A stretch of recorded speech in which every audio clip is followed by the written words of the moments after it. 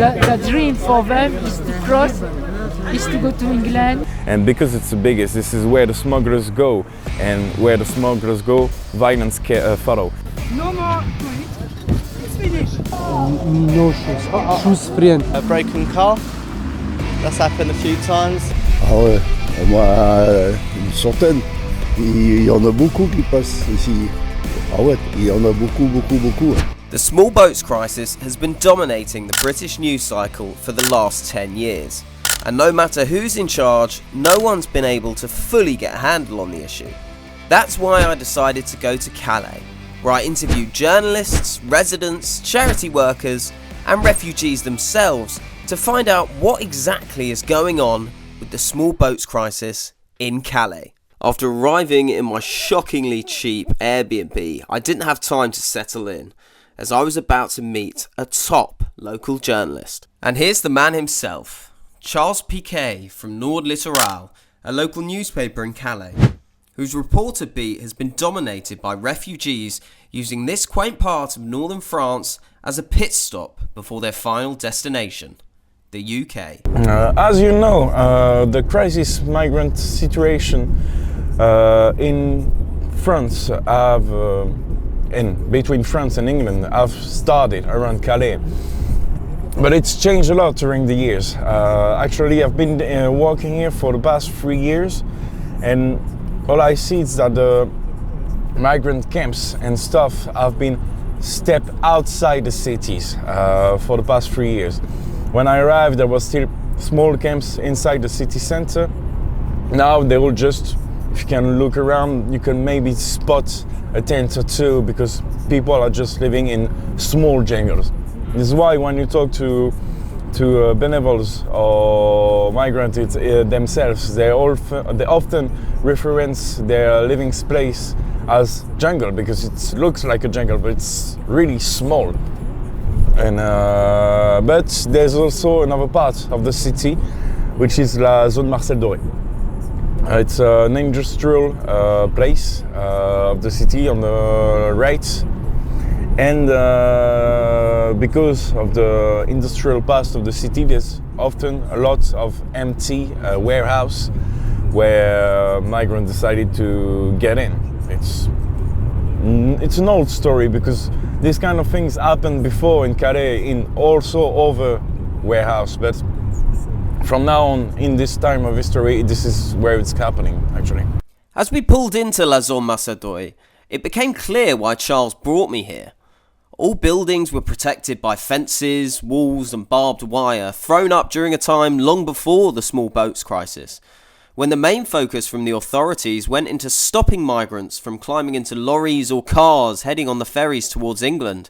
But no matter how tall the walls are, empty warehouses are always at risk of being occupied by desperate migrants. And during winter, it's quite harsh, especially for the migrants to stay in the small jungles, as I talked to you earlier, because it's wet, because there's water everywhere, because you could get sick.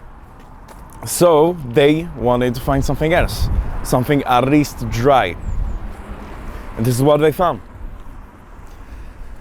At first, this place, there was about 50 persons inside. I made a story before about those camps in the warehouse in this area. There's another one that I'm gonna show you. I think maybe some people are still living in there. And it grew bigger and bigger and bigger. And until last year, where there was at least 300 or 400 persons living cramped in daily. And especially during summer, it could reach like 1,000 people who've been living in there, waiting to get in a boat. But it wasn't just refugees finding refuge for the cold in this warehouse. Smugglers were too. There was two aspects of this place that I found interesting about the crisis situation, is that because they have been allowed to stay until they got expelled. That's law. When you occupy a space that doesn't belong to you, you are condemned to leave them, but you have allowed time to stay until the police came to push you out. So they stay in there knowing that they will have to get out at some point. And for the benevols and the people who help the migrant to have basic thing, because they don't have any money except the money that they brought from the country to pay the smugglers. Well, there are people who come here to see if they are sick, if they can heal them, if they want food, if they want something to charge up their phones, something like that, to stay in touch with the family or the smugglers too. So it's this kind of situation where they want to help people, but in some place where the smugglers are still around there. And in this situation, in this warehouse, there were smugglers.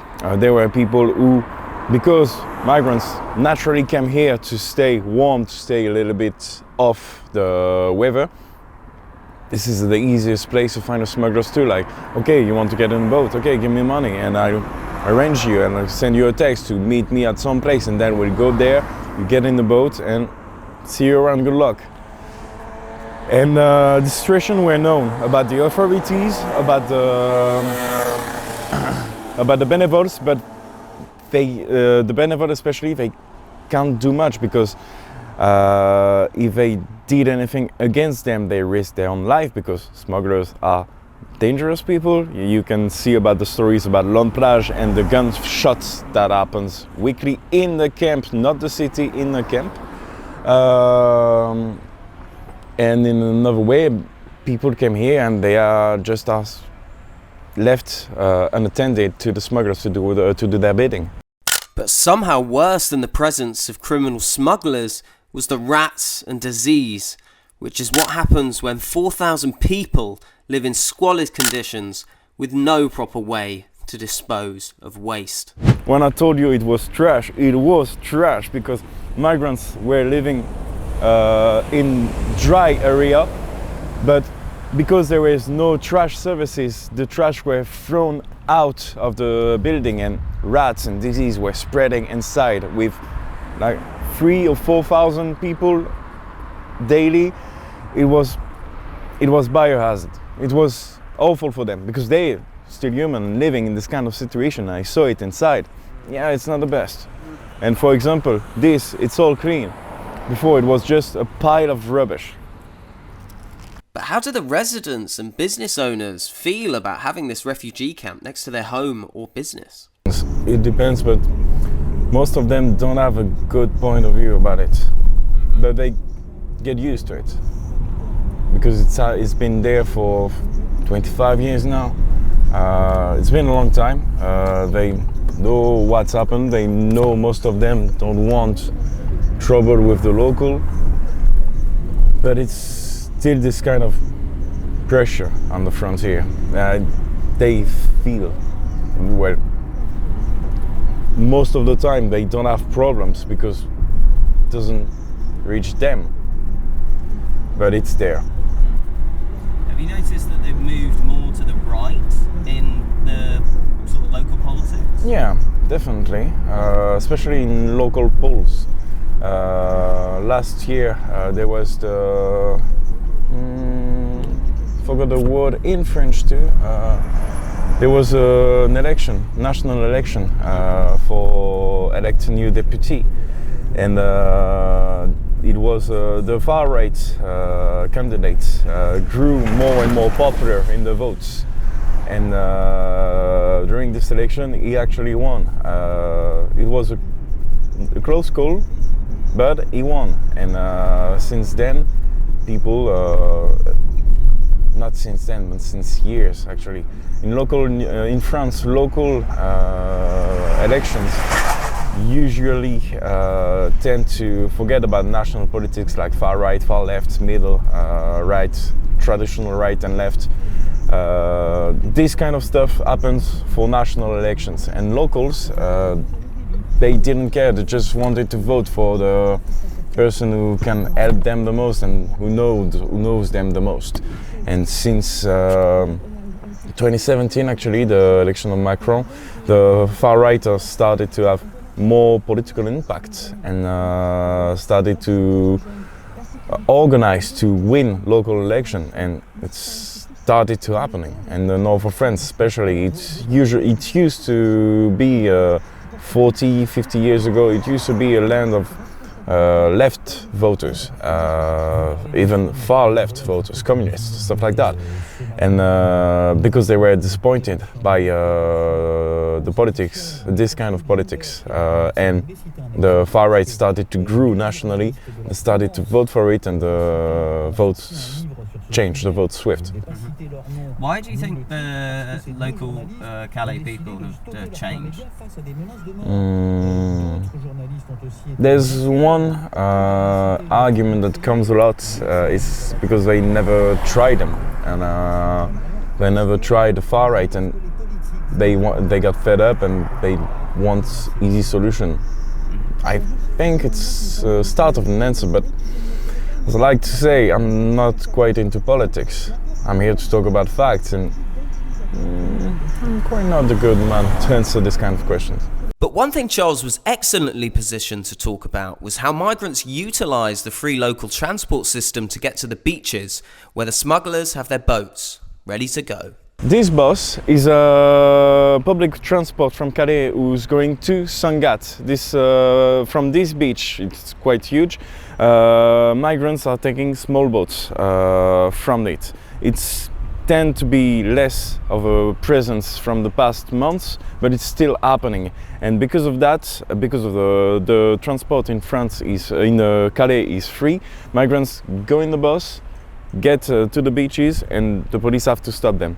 So from the start of January to 25, there was a deal to allow police officers to go on public transport, to kind of not stopping them, because they can't stop people to get into a traffic because of their color, because it will be racist, but they could be a presence to frighten the migrant to get inside the trucks, to get inside the buses. And this is what they actually doing here, because the weather could be optimal to cross of the channel with boats, and this is why the police are here to check on if migrants are coming in the bus or not. Understandably, this has caused concern amongst Calais residents, so I asked Charles why that was. Some of them felt insecurity. They got, because there was a lot of men inside the bus, and they felt that insecurity. But it's a feeling still. Reports of actual aggression inside the bus or sexual assault inside the bus did not change since the migrants started to use the bus than before. And if it's changed, it's slightly up, not like a huge augmentation of aggression. But because of this feeling, because people were frightened, the authorities have to act and allow the police to be able to get in the bus. But while all the focus from the media goes on the small boats, a much more dangerous tactic is being used by poorer migrants who can't afford the smugglers' extortionate fees. We are here in Zone Transmarc. It's a place where people who work with lorries and trucks usually stayed before or after getting out of boats or the shuttle. And this is also a place where the migrant situation was quite hot 2 years ago. There was another camp. There was a camp 2 years ago over there, was quite huge, and it was quite a problem, especially from lorries, truck drivers. And since then, there was a deal that got passed with the French and the British authorities to use the Sandhurst Fund to found the new gates around this area to protect more the enterprise working here and push back again the migrants out of the lorries infrastructures. But it's still a problem, because even though migrants are not coming here more often, they still came, because when you don't have any more money to pay for small boats, the only solution that they have to try to cross the channel is through trucks, and they wait in bushes that got cut to wait for a truck to pass, run after it and try to jump on it while it's driving. But this kind of action that people who don't have money to pay the small boats do is the most dangerous thing that they could do, because once they get into the trucks, they could drive over, fall off the truck on the highway, break your legs, arms, even die. Last year, I think 3 or 4% died this way. It's just in this area and around Calais, so yeah. When I heard how migrants were risking their lives on a treacherous journey to get to England, I thought, are we really all that? So I asked Charles why these people were so keen to come to the UK. Because they got lied to, because they think it's gonna be better, and because they speak English. This is the easiest language to learn. This is the language that people from those countries learn because of the British Empire. For some, from others it's because it's easy, from others because they have family there that want to reach back and to change their life, because yeah, it's quite messy. You don't have any money, you have some help at the beginning, but after that you just gotta work on shitty job for shitty pay, according to regular people living in the city. Not regular, just people living in the country, who were born in the country. But it's still better than what they have, and what they risk if they stay in the country, in those countries.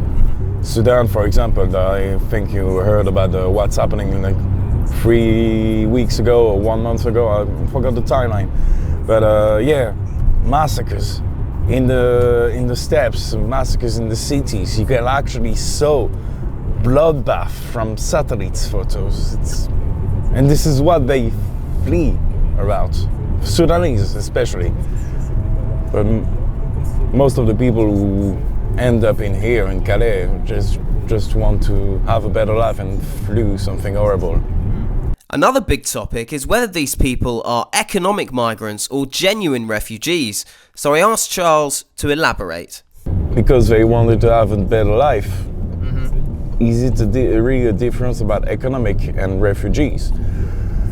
This is the biggest point of view to have around the situation about migrants, if they should be here or not, because they are fighting men that should stay in the country, or because we don't have enough job and stuff like that. But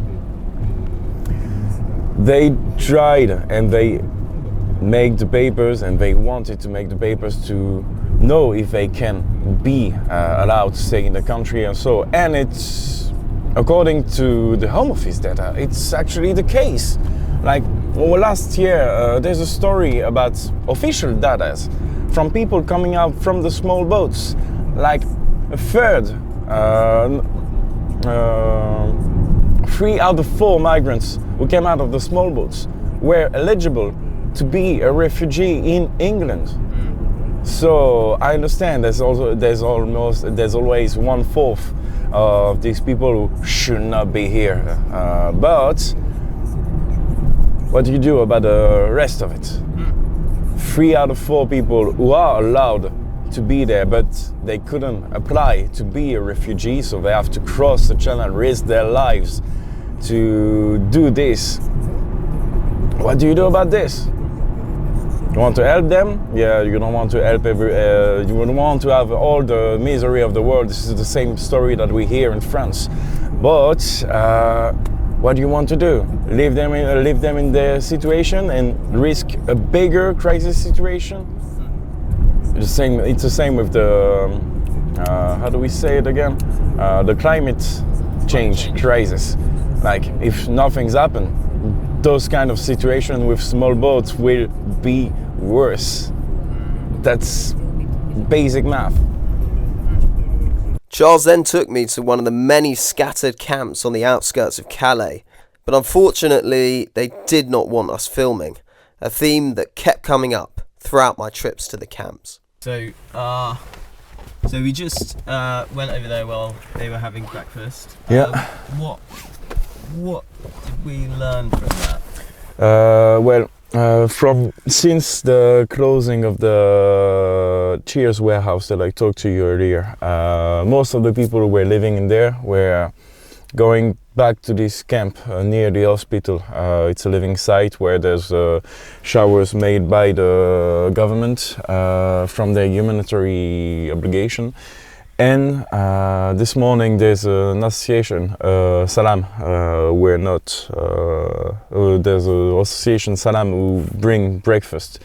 And according to one of their volunteers, she said that they distribute each day 800 breakfast. Sometimes or they get twice the breakfast. But yeah, there's at least 400 or 500 person living in the site, still to a point of 800 people living in this site from a huge camp crossing the land behind you. And living in mud, water and trash. And yes, this is what we learned from this interaction. We then went to another camp by the hospital, but again we were met with the same problem: no filming. So I asked Charles why the many refugees here were so averse to being filmed. Most of them, when I speak with them before, most of them don't want to be. They start to flee a country and they say that they don't want to have a picture of them on the internet to people searching for them to find them back. This is an answer, or just don't want to be just being a main focus of, yeah, we are migrants, we are not welcome, stuff like that. I actually quite don't know why they don't want to be filmed, but I'm getting used to it, because most of the people that I talk, not only on the migrant situation, most of the people don't want to get filmed or shot, especially in this kind of situation. So, oh, there's the police. The police presence in Calais was difficult to avoid. Wherever there were migrants, there were police, and this was due to the heightened risk of violence in and around the camps. Actually, yeah, migrants are living in precarious conditions that allowed, and not allowed, but favored violence between the communities. When we, especially in local newspapers, when we talk about the violence around migrants, it's most of the time between migrants, because they got drunk outside waiting for something, or because they don't have money and they want to steal a phone to get them cash to pay traffic, and especially from the smugglers. In Calais, this summer, there was a man who got killed in a camp by stabbing, and before that there was like 10 or 15 people who punched him and basically punched him to death before the stabbing. And the inquiry is still ongoing, but it's quite hard to have for the police officers to have facts and information about the violence between migrants, because most of them, like you saw, don't want to talk to authorities, journalists, and especially to the police.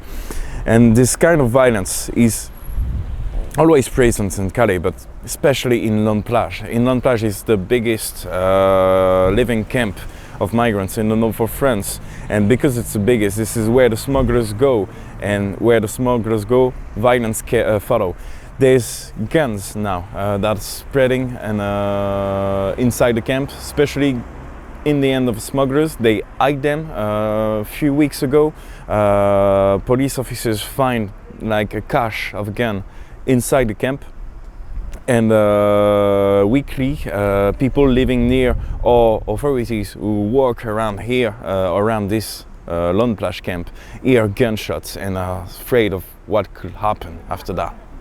What's the reason behind the violence? Is it ethnic?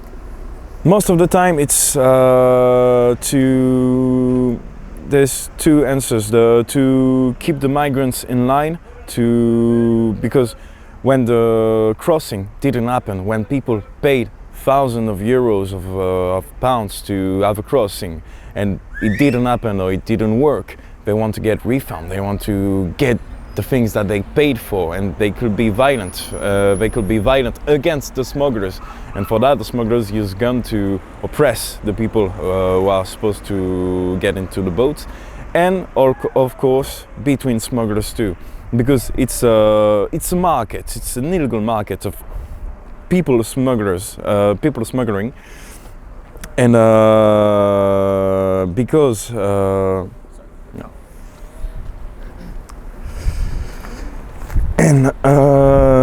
if Yeah, sorry, do you want to just start that again? So, the market between people smugglers. Yeah, if it's basic economy, if some of you concurrents, you started to grab a share of your market, you wanted to grab this share back, and because it's illegal, because it's nothing like any kind of market, violence is always the answer. Now, it was clear from my conversations with Charles that if I really wanted to get to the bottom of the situation at the camps, I needed to go to the largest one in northern France, Loon Plage. Undeterred but genuinely bricking it, given the horror stories of violence, I decided to show up and see what information I could get. Due to the aversion of the refugees here to filming, I decided to do my very best at disguising a camera in my first, very poor attempt at undercover journalism. And I obviously did far too good a job at disguising the camera, as my scarf covered it around 10 seconds after arriving, making all of my footage basically useless.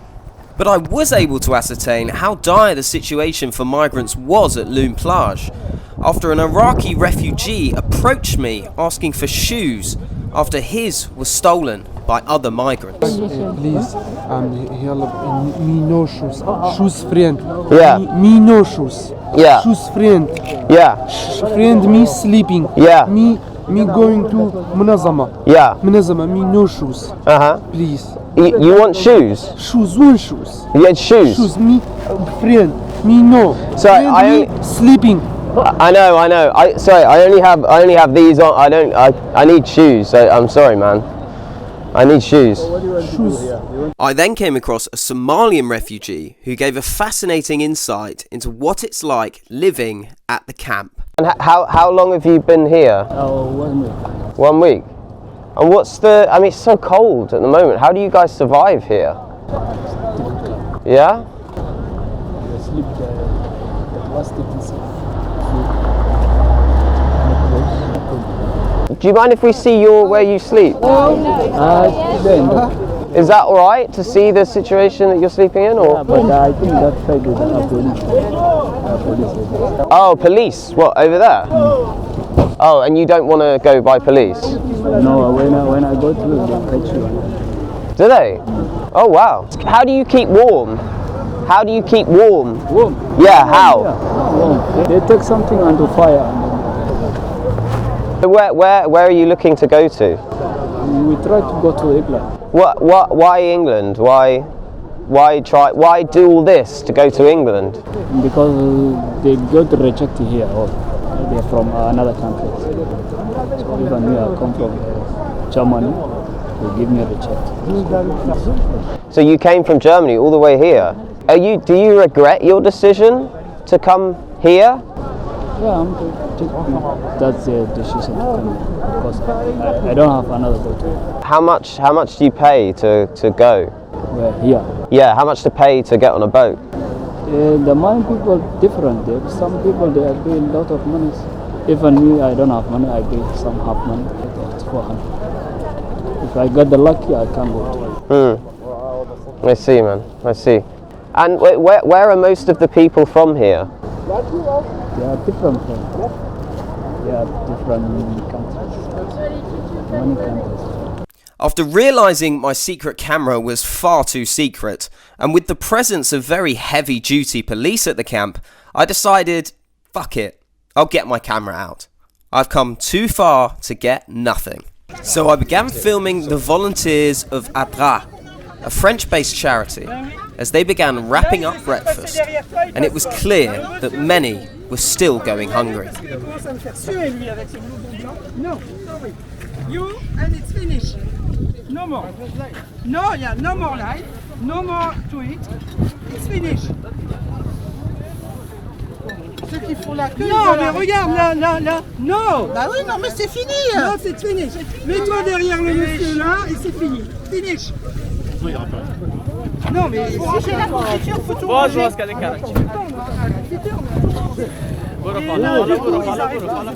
Non, non, non, non, non. Finish. Finish. Finish.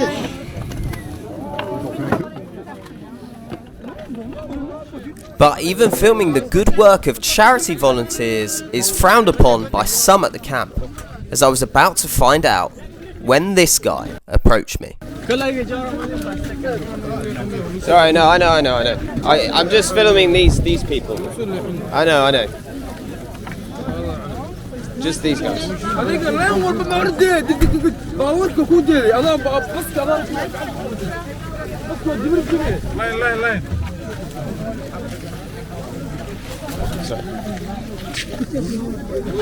She speaks English if you want. I know, I spoke to her earlier. I then got speaking to the lovely Claudette, the director of Asylum and Dunkirk, the charity that was serving breakfast today. If there's anyone who can give me the current lowdown of the situation here at the camps, it's her. I am tired. Tu es fatigué? It's a busy day. When did you get here? We arrive at 10:30 for the breakfast. So we have tea, milk, bread, jam, butter. And then we try to get some clothes, blanket, shoes, but it's very, very, very difficult. Look, yesterday it rained a lot. The situation is not good. Look after the water everywhere. And everybody needs shoes, but we cannot give 200 shoes or 500 shoes. So we try to look who need, and some people who have jacket, okay, we don't give, but sometimes it's stolen on our hand, but it's very, very difficult. How many people do you have to feed? How many people are here? Today for the breakfast, you want to say? Yeah. How many people around, maybe? Daniel, combien on a fait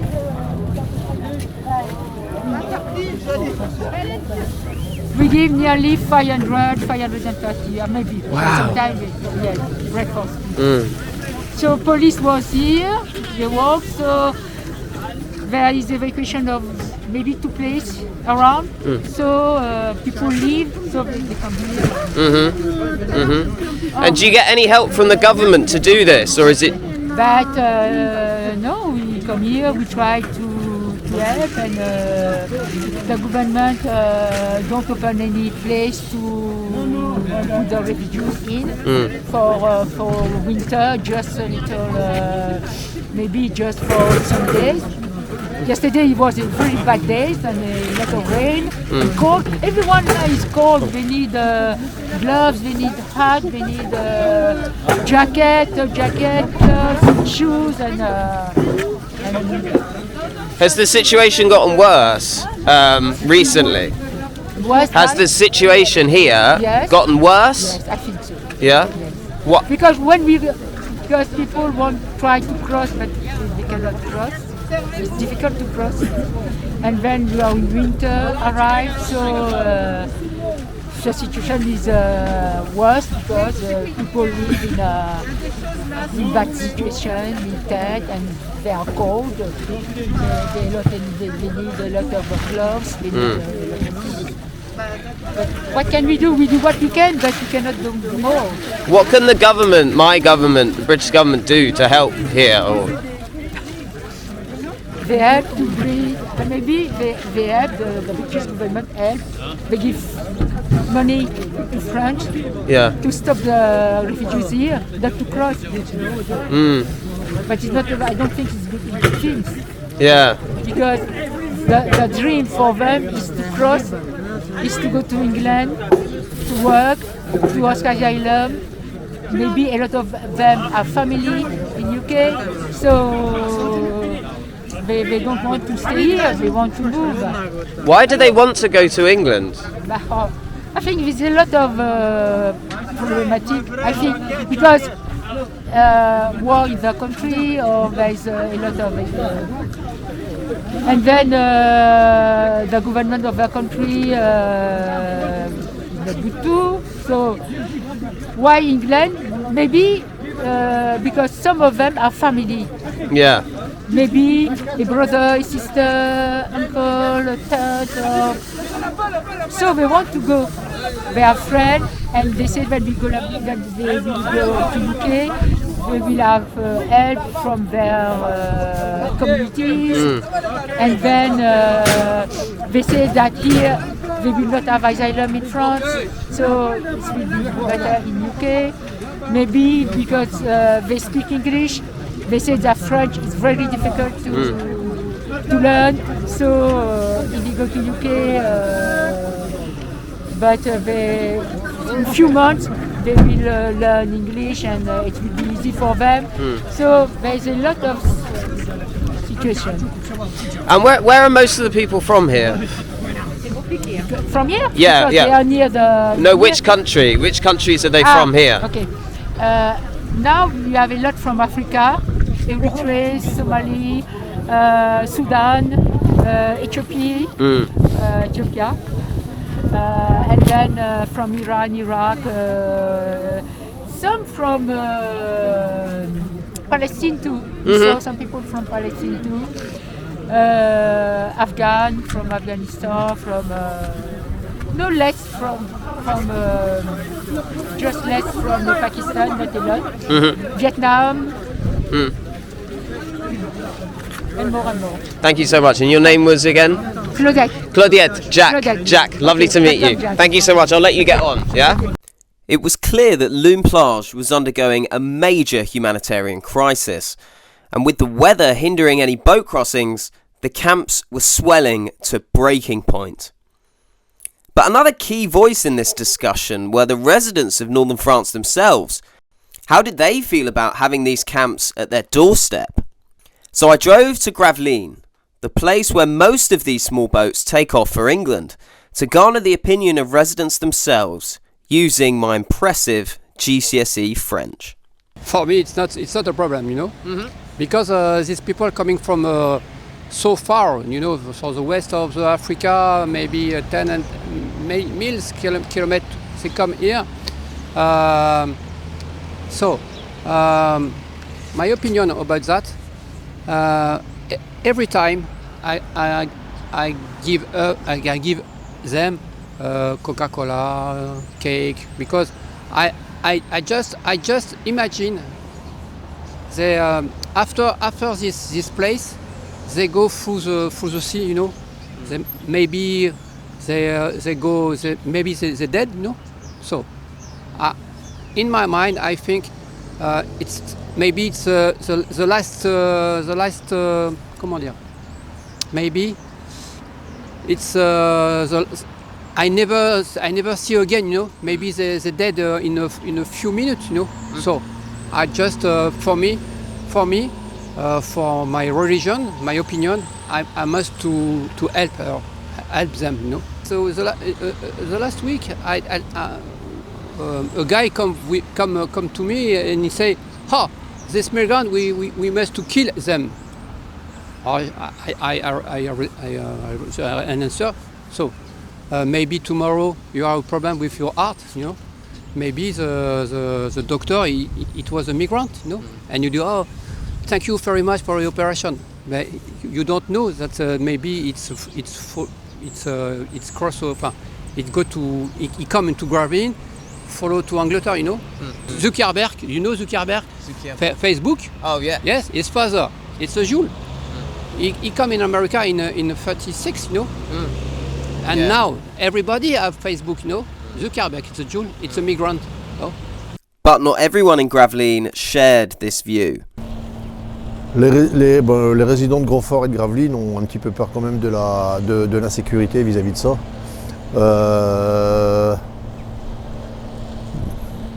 Ils en ont un peu marre quand même de voir les dégradations des véhicules. Ils en ont tout simplement marre de la migration, quoi. voir des gens qui s'en vont aussi sur des bateaux à 40 dessus, femmes et enfants, après qui sont retrouvés à la mer. Voilà, ça pose quand même un problème au niveau de la zone côtière qui s'étend de Dunkerque jusqu'à Boulogne-sur-Mer. And the presence of the camps seemed to affect the day-to-day lives of many residents. I say, basically, bus are full. The actual residents can't use the bus anymore, go to work, it's getting a bit harder. Also, the trash everywhere. Gravelines is a very nice city, it's always been many flowers, and all we get is tents everywhere, trash thrown everywhere. They're trying to steal the ribs. People used to come over with their boats in the past, sail over from the UK, anywhere, Holland, Belgium, and they're taking all the ribs off, trying to go to the UK. What do you mean the ribs? The little dinghies they've got on the back, they're Yeah. stealing everything to try and go to the UK. The dinghies are left down the sides. And how can I say, most of it is everywhere. They're just everywhere. People are scared of leaving their kids going out to school just to go back home because there's been so many immigrants that have done bad things, how can I say. Yeah. What have been your experiences with migrants and stuff in the crisis here? Broken car. That's happened a few times. My brother's just had his window broken. Yeah, terrible. To do what? Steal stuff from inside. Really? Clothes, anything, money. That's literally what just happened. And that's not even 2 weeks ago. So it's happened quite often. But what I didn't fully appreciate before was the frequency of which residents witnessed small boat crossings, which made them a type of expert on how these gangs operated. Ils viennent avec des Zodiacs, ils viennent du côté de par là, au maximum, et ils vont dans l'eau à la mer, à la marée basse. Et ils passent ici, là, tout du long. Et là, quand la marée elle est basse comme ça, il y a beaucoup d'huîtres dans le milieu du chenal. Alors les Zodiacs, ils crèvent, ils coulent. Et quand ils sont là-bas dans le fond, ils remontent sur le perret, mais ils sont dans la boue jusque-là. Et ils vont en remontant comme ça. Des enfants, des femmes, tout.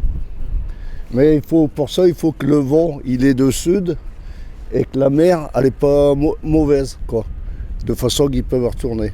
Après, ils vont chercher des gens qui sont à Petit Fort Philippe là-bas. Ils vont les chercher, puis ils partent vers l'Angleterre. Tu as vu un bateau de migrants? Ah ouais, au moins une centaine. Il y en a beaucoup qui passent ici. Ah ouais, il y en a beaucoup. Ah ouais. Et ils sont en moyenne, je sais pas moi, 80 dans un bateau comme ça. Ils sont à cheval sur les boudins. À cheval comme ça.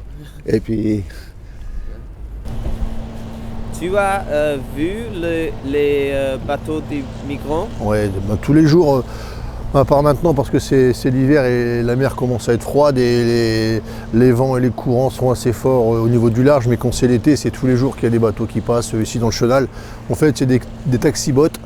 On voit les migrants qui passent dans la vase, les bateaux restent là-bas et ils montent dessus et puis ils partent, quoi. Où tu as vu le bateau? Oui. Ici? Oui. Oh, ouais. Tous les jours, tous les étés. Quand il fait bon, quand la mer est calme, tous les jours il y a des bateaux, voire 2 bateaux, avec 40, 50, 60 personnes dessus. But residents are torn as to how they solve this crisis. Ben, les avis divergent, hein. Il y en a qui se disent qu'il faudrait les laisser partir. Il y en a d'autres qui disent qu'il faudrait peut-être fermer les frontières pour que la crise migratoire en fait, elle s'arrête. Parce qu'on se rend compte qu'il y en a quand même de plus en plus. Donc plus en plus qui s'en vont en Angleterre. Il y en a aussi qui reviennent maintenant d'Angleterre parce qu'ils se rendent compte qu'en fait ça ne sert plus à rien d'aller en Angleterre. Moins d'accidents, moins de morts, moins de blessés pour ces personnes, quoi, pour les migrants, pour les enfants, pour les femmes. One thing that shocked me from these interviews was the ease and frequency at which migrants were able to hop on small boats right from Gravelines harbour. Alright, so the weather's not good enough at the moment for small boat crossings. As you can see, the water's too low. But I've been told by residents that this is how it works. Typically, the migrants will use the free bus system to get to and from locations. They'll then be picked up at a place in Gravelines Harbour. As you can see, you can come in quite far from the sea. And it's so well connected that it's quite easy. There are multiple pickup points, multiple jetties to get from. And then they're typically picked up from inside Gravelines Harbour and then ferried off outside to the channel on their way to England. As the sun sets on Gravelines Harbour, I'm reminded of how desperate the situation is.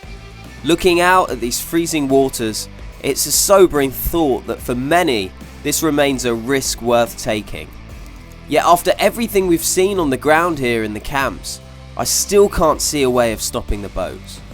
The current strategies are being tested to their absolute limit, and the solutions feel further away than ever. So make sure you like and subscribe, and join me next time when I interview politicians and experts alike to solve the question of how we really stop the boats. We'll be looking for the answers that go beyond the headlines. Until then, thank you for watching.